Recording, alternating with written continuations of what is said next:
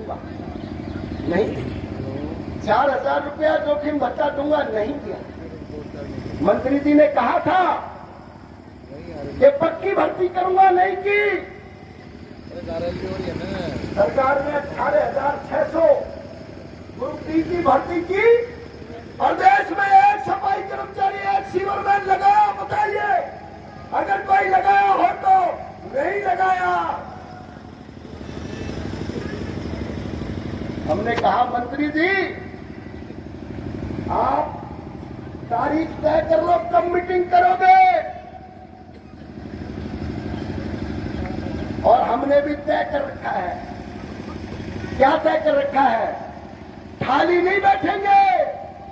संघ का एक एक नेता, एक एक पालिका परिषद, नगर निगम, फायर स्टेशन, एक एक आदमी से जनसंपर्क अभियान चलाएगा। और 22 मार्च को मुख्यमंत्री जी को भी बताएंगे कि मंत्री जी बात नहीं कर रहे। 22 तक कहा है मंत्री ने, हम भी 22 से शुरू करेंगे। 22 मार्च को फरीदाबाद, पलवल, नुहू, गुरुग्राम, रेवाड़ी और मेहंदरगढ़, नारनौल में जिला उपायुक्त कार्यालयों पर प्रदर्शन करेंगे और मुख्यमंत्री के नाम ज्ञापन देंगे कि थारा मंत्री बात नहीं करता। 24 मार्च को रोहतक, झज्जर, दादी, भिवानी, हिसार, फतेहाबाद, सिरसा, जींद में प्रदर्शन करके ज्ञापन देंगे। 25 मार्च को अंबाला, पंचकुला, यमुनानगर, कुरुक्षेत्र, करनाल, पानीपत, कैथल में मंत्री के नाम ज्ञापन, मुख्यमंत्री के नाम ज्ञापन देंगे। और फिर भी अगर मांगों का समाधान नहीं होगा तो 28-29 को तो हड़ताल करेंगे। फिर अपना मई का महीना आ रहा है, ऊपर से सूर्यदेव गर्मी बरसाएंगे, इधर से हम कामकाज ठप करेंगे।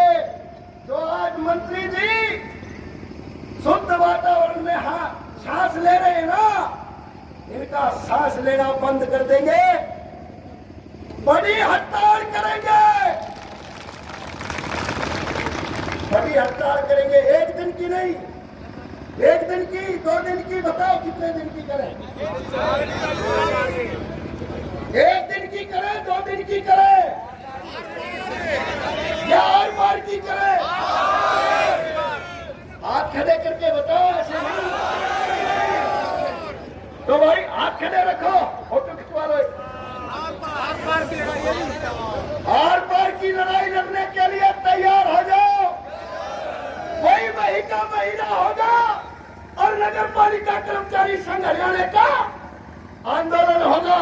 हमने ये पोस्टर पर्चे आपके बीच में दिए हैं। हमारे सभी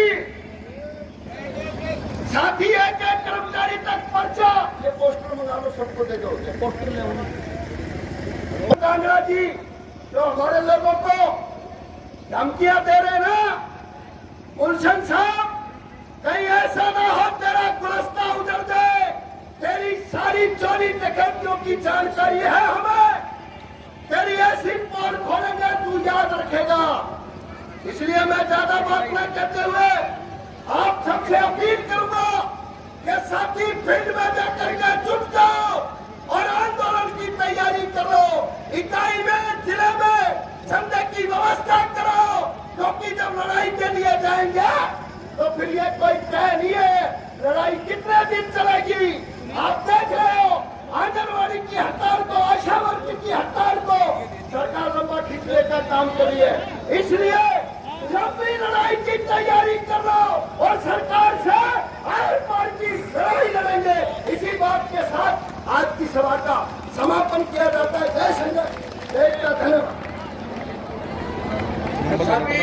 हम तो एक जगह रहना चाहते हैं, एक छत के नीचे, छतरी के नीचे रहना चाहते हैं, लेकिन सरकार की अदा है। सरकार किसानों के लिए कानून बना रही है, किसान विरोध कर रहे हैं। किसान हित के कानून है। पुरानी पेंशन को खत्म कर दिया, नई पेंशन लागू कर दी, कर्मचारी विरोध कर रहे हैं। सरकार क्या कह रही है? ये कर्मचारी हित में है। अगर हित में है तो किसान आंदोलन के दबाव में किसान बिल वापिस क्यों लिए? अगर पुरानी पेंशन खराब है, नई पेंशन अच्छी है, तो जो देश के माननीय है विधायक और सांसद, उनको भी नई पेंशन स्कीम में क्यों नहीं लागू करते हैं? वो तो संसद का मुंह देखे ना देखे, विधानसभा का मुंह देखे ना देखे, शपथ ग्रहण करे ना करे, जीत होने के बाद उनकी पेंशन सुनिश्चित है। और हम अपने जीवन का जो सबसे कीमती समय, अपनी जवानी सेवा में निछावर कर दे और बुढ़ापे में हमें पेंशन तक न मिले, उसकी आवाज उठाए, तो उसको दबाने का प्रयास किया जाए। क्या ये न्याय उचित है? ये न्याय उचित नहीं है। सरकार अपने आप को दलित हितैषी बताती है। माननीय मंत्री जी डॉक्टर कमल गुप्ता जी दलितों के घर खाना खाना पसंद करते हैं। प्रधानमंत्री जी दलितों के चरण पखारना पसंद करते हैं, पांव धोते हैं। प्रधानमंत्री जी ने जब स्वच्छता अभियान चलाया तो कहा सफाई का काम करने से आध्यात्मिक अनुभूति होती है। समझते हो इसका मतलब क्या है? यानी कि भगवान की प्राप्ति होती है। जितने सफाई कर्मचारी हैं सारे स्वर्ग में जाएंगे। प्रधानमंत्री जी कह रहे हैं, फिर आप कहां जाओगे? ये कहां जाएंगे? हमने कहा अरे प्रधानमंत्री जी, और जो भारतीय जनता पार्टी के सारे रंग बिरंगे कुर्ते सिलवा करके नई झाड़ू उसमें रिबन बांध करके पार्कों में फूल पत्ते इकट्ठे करके फोटो सेशन करा रहे थे। हमने कहा आप भी आध्यात्मिक अनुभूति प्राप्त कीजिए, हमारे साथ तनिक जीवन में गोता लगाइए, आपको भी मालूम हो जाएगा। लेकिन गोता नहीं लगाएंगे, जीवन में उतर करके जान तो सफाई कर्मचारी देगा। इस सफाई कर्मचारी की नौकरी को कच्चा और कच्चा और कच्चा, इतना कच्चा बना दिया कि हाथ लगाने से टूटती है। रोज सफाई कर्मचारियों का शारीरिक, आर्थिक, मानसिक शोषण किया जा रहा है। सरकार करिए मैं दलित हितैषी हूँ, नहीं, आप दलित हितैषी नहीं है, आप सबसे बड़े दलितों के दुश्मन हैं, जिन्होंने इन सफाई कर्मचारियों को ठेकेदार जैसे शोषक तत्वों का शोषण सहन करने के लिए मजबूर कर दिया। आपने समाज के जो सबसे पिछड़े दलितों में अति दलित, समाज के निचले पायदान पर जो लोग खड़े हैं, जो आर्थिक, सामाजिक, शैक्षणिक योग्यता में पिछड़े लोग हैं, आपने उनको गुलाम बनाने का कानून बनाया है, ठेका प्रथा। लेकिन हम आपको बता दें कि आवाज अब दबने वाली नहीं है। ये हिसार का मंच इस प्रदेश में निर्णायक आंदोलन करने का ऐलान करेगा। ये सारे लोग एक आवाज बन करके अपने अधिकार, अपने हित, अपने मान सम्मान और गुलामी की इस लड़ाई को हर कुर्बानी दे करके जीतने के लिए आगे बढ़ेंगे। और जो भी हमें कुर्बानी देनी पड़ेगी, हम कुर्बानी देने के लिए तैयार हैं। सरकार लाख गुलामी के कानून बनाए, लेकिन हम गुलामी नहीं बर्दाश्त करेंगे, गुलामी के खिलाफ लड़ेंगे। इसलिए मैं कह रहा हूं आपसे कि आज ये जो समय है, ये आंदोलन का समय है। पेपर लेके आओ, पेपर को भी ठेकेदारी में दे दो, ठेकेदार चला देंगे तो इसलिए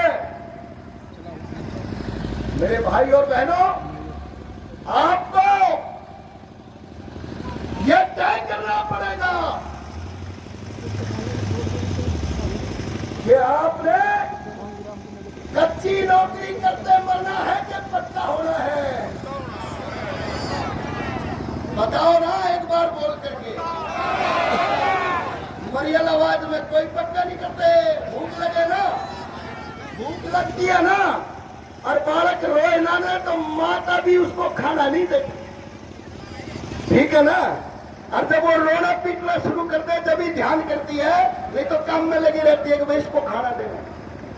इसलिए मजबूत होके बताओ, अरे कच्चा जीना है कि पक्का होना है आपको? ठेकेदारी भगानी है कि ठेके में रहना है? पुरानी पेंशन चाहिए कि नहीं चाहिए? मांगों का समाधान चाहिए कि नहीं चाहिए? भारतीय जो अलग किया है सरकार ने, उसको अपने विभाग में शामिल कराने के लिए लड़ना पड़ेगा, बलिदान देना पड़ेगा। तो तैयार होकर तो साथियों, फिर मजबूत हो जाओ। मैंने शुरू में कह रहा था ना, उंगली कटवा करके भगत सिंह का दर्जा, शहीद का दर्जा नहीं मिलेगा, गर्दन कटवानी पड़ेगी, तब आजादी का सूरज देखना आप लोगों को महत्तर होगा। हम तैयार हैं। जितनी मेरी स्टेट कमेटी है वो तैयार है कुर्बानी के लिए। आपके लिए जेल जाना पड़े तैयार, लाठी खानी पड़े तैयार, गोली खानी पड़े तैयार, लेकिन कर्मचारियों के साथ में नाइंसाफी नहीं होने देंगे। हर कीमत पर सरकार के खिलाफ लड़ेंगे। इसलिए मजबूत हो जाओ, संगठन को मजबूत करो। सदस्यता जिनकी नहीं हुई है वो सदस्यता कंप्लीट करो। जिन इकाइयों के चुनाव नहीं हुए हैं वो चुनाव कराओ पूरे देश के साथ मिलकर, देश की ट्रेड यूनियनों के साथ मिलकर के। केंद्रीय कर्मचारी, राज्य बीमा बैंक के जो फेडरेशन है उनके साथ मिलकर के लड़ेंगे। निजीकरण के खिलाफ लड़ेंगे, आउटसोर्सिंग के खिलाफ लड़ेंगे, नई पेंशन को बंद करवाने के लिए लड़ेंगे, नौकरी पक्की करवाने के लिए लड़ेंगे।